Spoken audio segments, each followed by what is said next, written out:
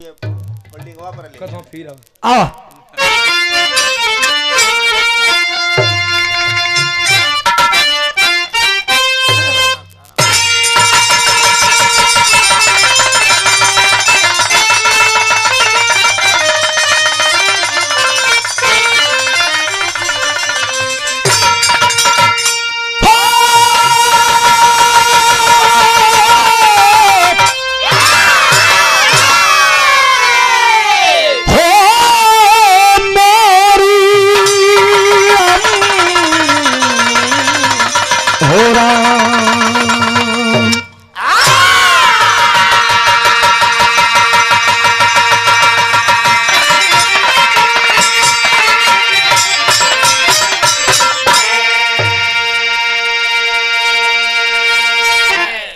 संजोग बाद बड़ा दिन के बाद हरावे का मौका भी मिलल।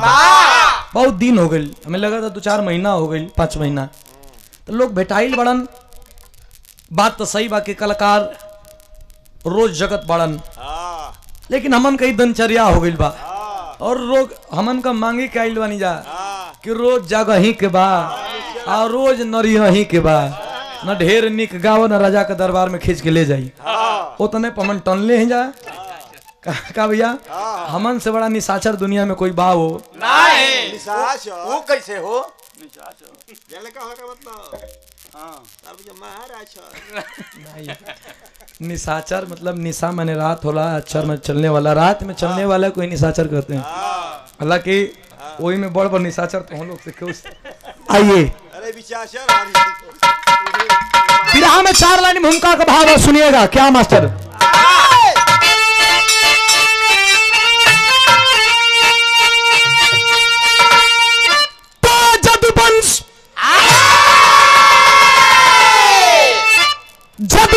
भूषण वीर गौरा कल्लोरी, अरे यगोरी से चला लेके मजरी का डोला, अरे जंग में खन बिजलिया अरे खचा खच चलेगी, अरे लहू में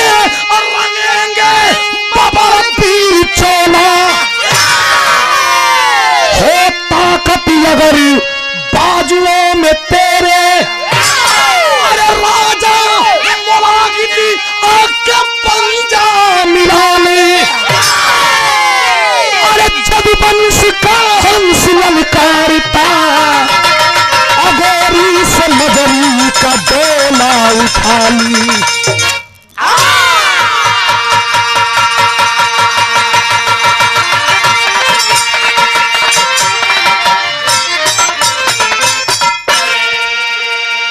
बदमाशी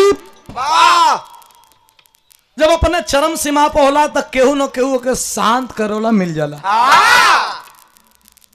मुलागित राजा सुनांचल कवादी में बहुत बड़ा बदमाश, इतना बड़ा बदमाश, इतना बड़ा अयास कि तोहरे घर का गरीब गुरबा का घर का बहन बेटी जवान होके जबरी खिंचवा लिया रे। लोरिक बारात लेके गई बड़न और सोन नदी के किनारे पर, सोन नदी के किनारे पर नहा धो के जब वहीं बैठल वन, किला से ताकत बा मुलागित का और लोरी का जब नजर से नजर मिलत बा, विराह में भाव बा मास्टर। कैसे?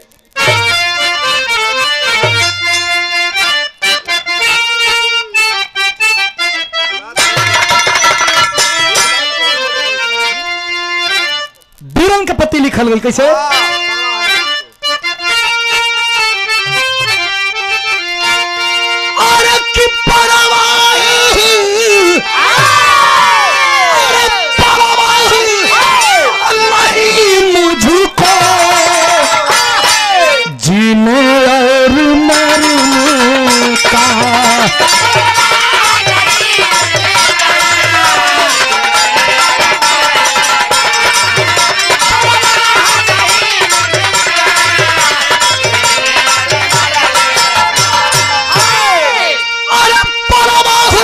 मुझको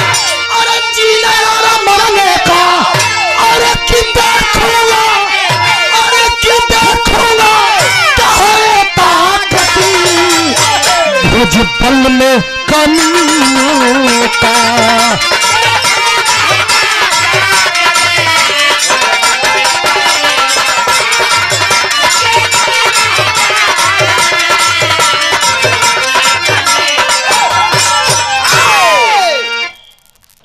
तो वीर इसका कहा कि कहाँ गई ना हो गया।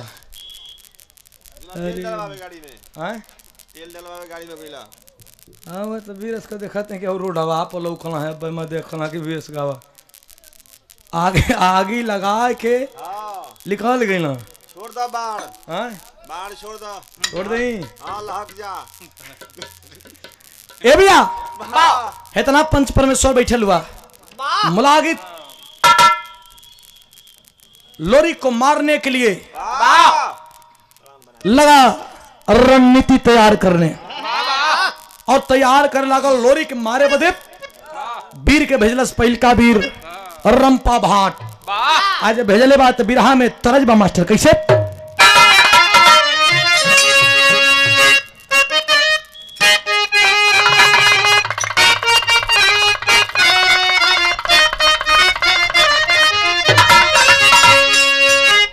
कोनो कोनो गीत का जमाना होला, कोनो कोनो गीत जमाने भर चलेली। ये गीत का जमाना तब्बो रहल अब्बो बा। कैसे मास्टर तुका चाचा कुछ कहना का चाचा कहले कि कहियो रही बा। देखा ई कुल आज बात तो बढ़िया बोले वाला। हां आज ये बढ़िया नहीं यार, तो हम लोग ये गलती है ना, बड़े बुजुर्गों की बात मानना चाहिए। बुजुर्ग, ये बुजुर्ग है क्या? वो बुजुर्गा कराए हूँ। कैसे मास्टर। अरे कि छपरा सहरिया में अरे कि बीकेला चरखवा देवर मोरा जोगी भइले।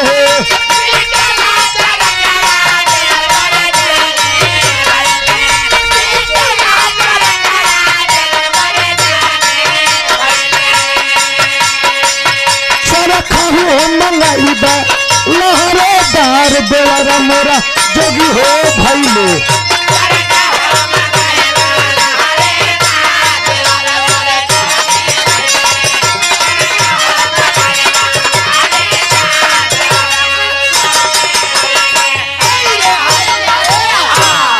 लेकिन लोरी के मारे बदे मुलागित राजा का पट्टा चलवा कैसे। अरे ठोकी ठोकी बीड़ावा पे कि रंपा भाट ताल राजा के समहनवा बोलो।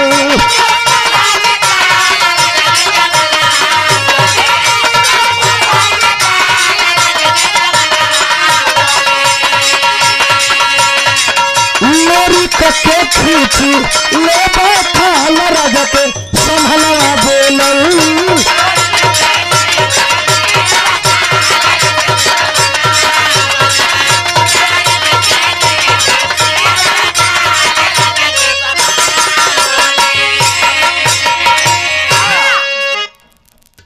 लोरी के खींच ले खाल, लोरी के मारे बदे जब रंपा भाट चलल बा तो कौना बेग में चलल बा मास्टर। अरे कि बिहले देश राजा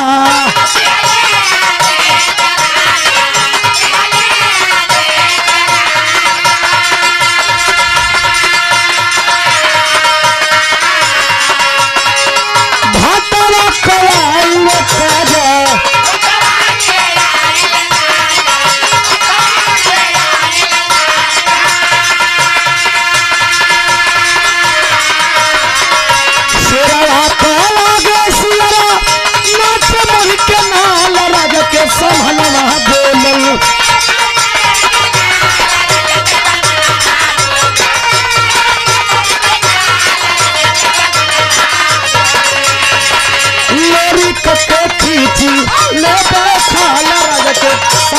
बोलल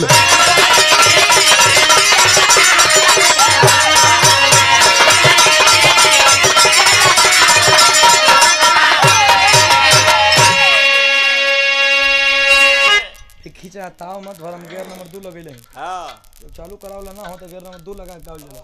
पागल हुआ का ए भैया लोरी के खींच लेवे खाल राजा के लोरी के मारे बदे जब रंपा भाट आइल बा लोरी ताल ठोक के और रंपा भाट के सामने जब खड़ा भइलन अरे भगल बा जान लेके जब जान लेके भगल बा मास्टर तो बिरहा में तरज बा कैसे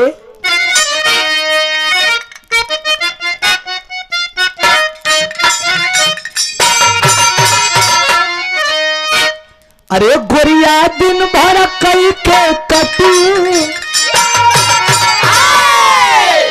गोरिया दिन भर कई के कटिया लेके सभी सिलवटिया पीछे लगना मसाले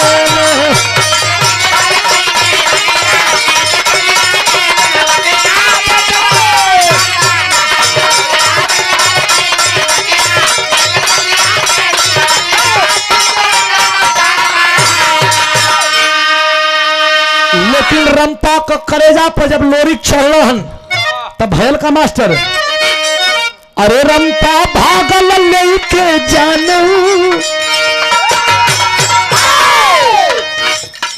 रंपा भागल लेके जनाना गौजल जिरहिल पर हो जवाना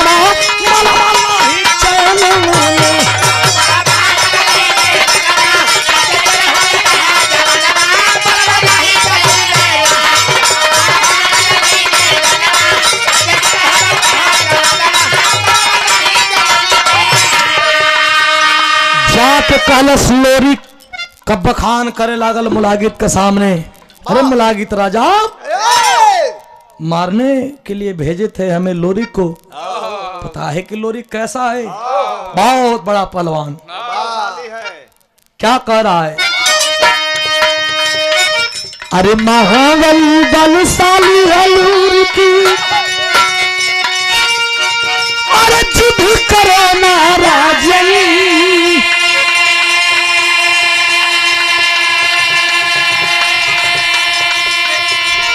कभी न आएगी मजरी तेरे दुल्हन बन के आंगन अरे मिली है माटी में है रमना मिली है माटी में है रमना जल्दी रही पर है चलो पलवा नहीं है जमाना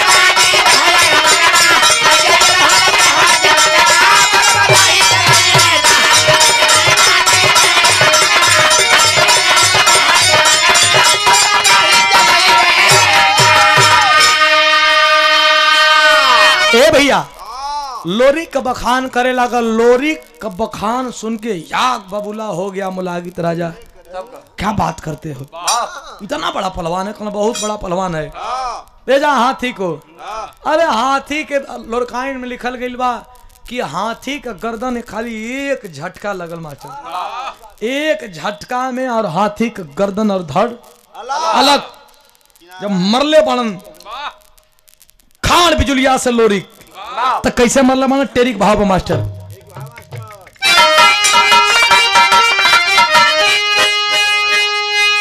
कैसे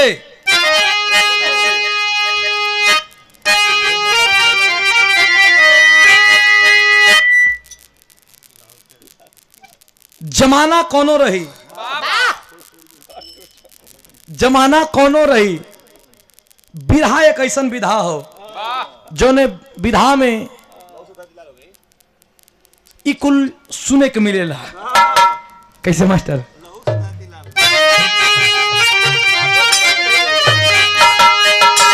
उगार के पहले से तैयार कर सारा घटो से निकल बेकार है कैसे अरे लहू से धरती लाल हो गई कैसे अरे भूमि जमाना हार गया था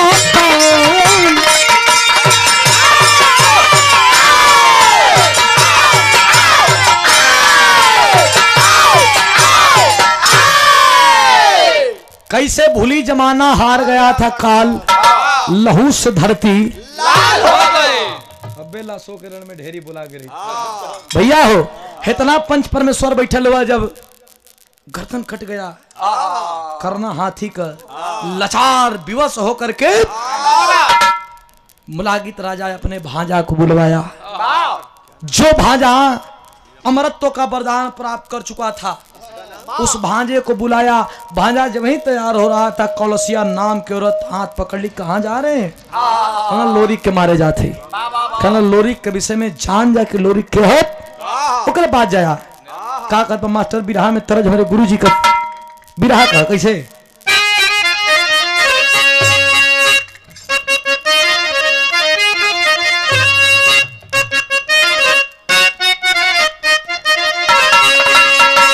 अब्दुल हमीद गाजीपुर का वो पट्टा जिन्होंने पूरे भारत में हिंद के लिए अपने आप को कुर्बान कर दिया था। कैसे मास्टर? वो नहीं कभी रहा नहीं गीत हमारे गुरु जी कहले रहन का कहले रहन अरे गरज पड़ा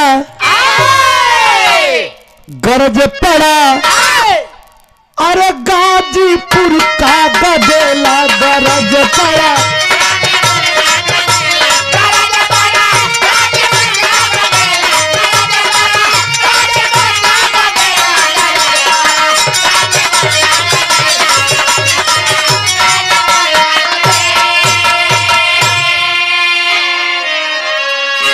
लेकिन जब वही लोरी के मारे बदे निर्मल चलल बा तो लिखल गई कैसे कौलसिया कह दिया कि बलम हो कि सजन हो हर जानीला बीरताई बलम हो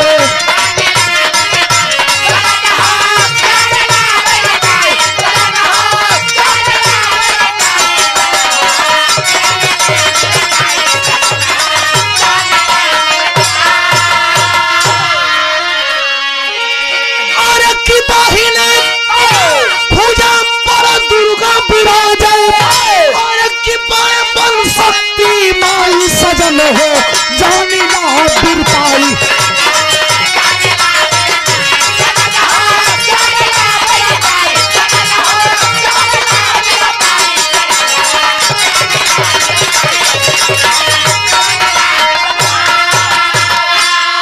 लोरी के मारे बदे जब चलल बा भैया हो पंच परमेश्वर है जब मारे बदे चलल हो तो एक तरफ दुर्गा माई खड़ी हो गई आकाश में कि हमरे बेटवा के मारी अमर निर्मल और एक तरफ लोरी के जब लड़ाई हो रहा बा तो आल्हा का भाव मास्टर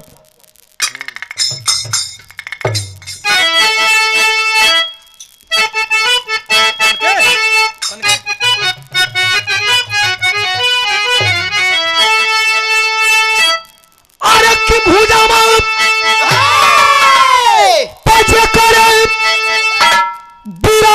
दुर्गा माई भैया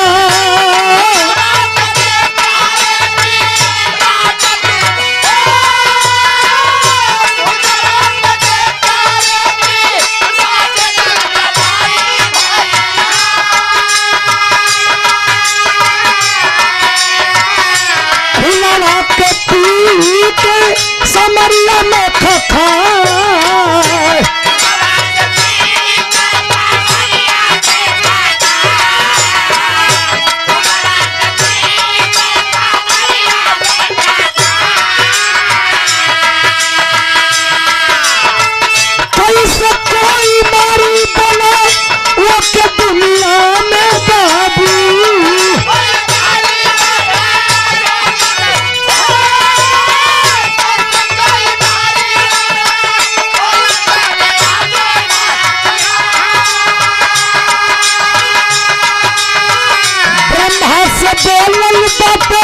दुर्गा गुसिया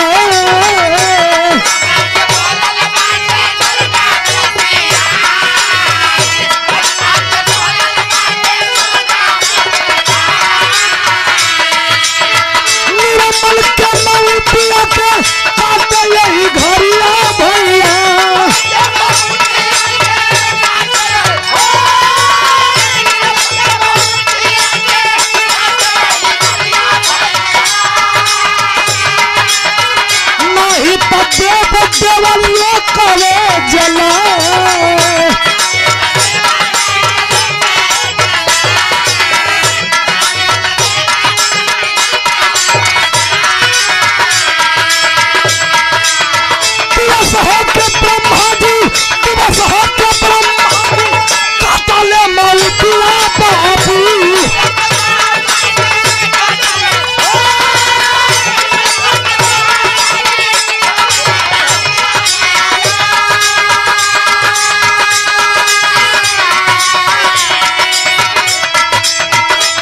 कितना भैया लोग बानी विवश होके ब्रह्मा जी मनले मंगनवा भैया दुर्गा माई कहली कि हमार बेटा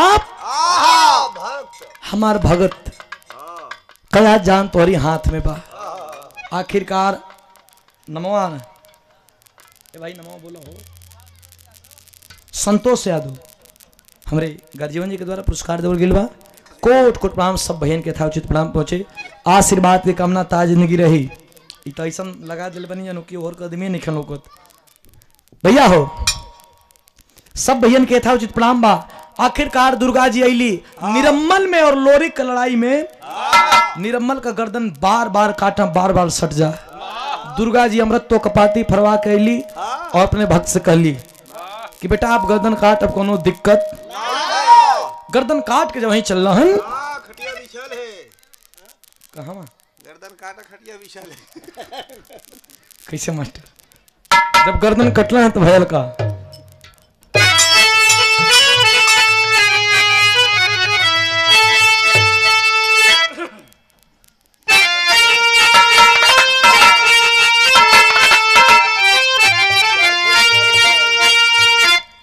स्वागत में खड़ी बाप गौरा नगरी और की दम के मजरी का सनूरावा मारा कुंडी पहाड़ी।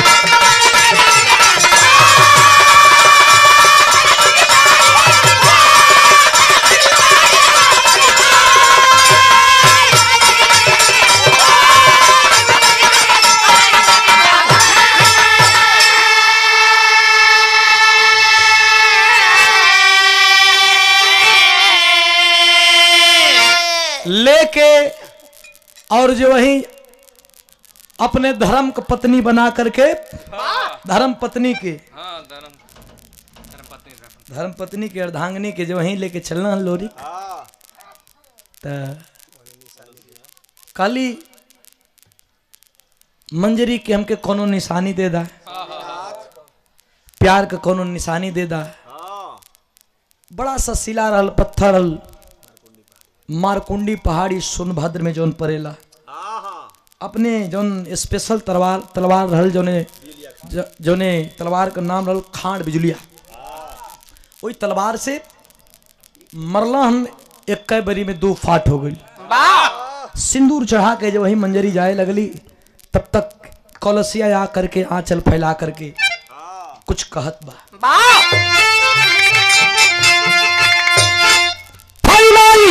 चल मंगली मंगलवा और क्यों खड़े जब माई कि हमारा दूसरा जन्म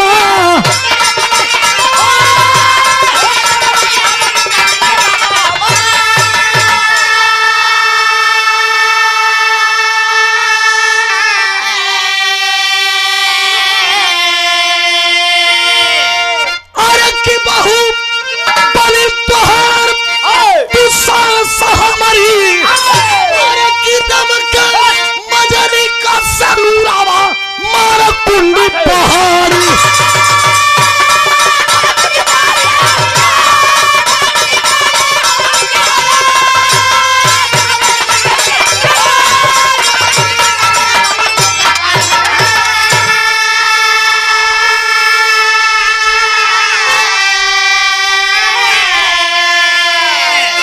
बहु बनी तोहार तू सास हमारी कलसिया कलश के हमार तब पति देव का जान चल गई लेकिन इनकरे संगे हम सती हो जा कोनो वरदान हमके भी दे दा कि हमार जीवन तारम तार हो जाए। कहें कि इनके सिवा हमरे दिल में कोई बाव हो नहीं। वरदान धली मंजरी कि जाए अगला जन्म में तू हमार पतो बनबू लेकिन कैसे तो वह अगला जन्म में जौन लड़का मरल रहल निरम्मल अगला जन्म में वह लोरिक का बेटा बन के आयल जेकर नाम भइल भोरिक कलसिया से बियाह भैल। आ जब बियाह भैल तब भैल का मास्टर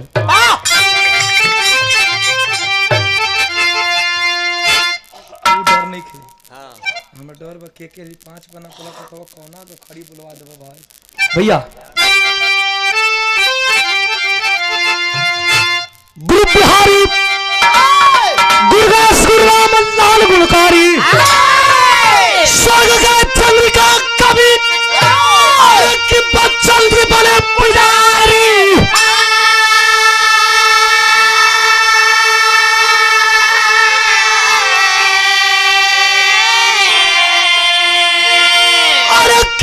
उससे धरती लाल हो गई तो सुधीर विजय लाल बिरहा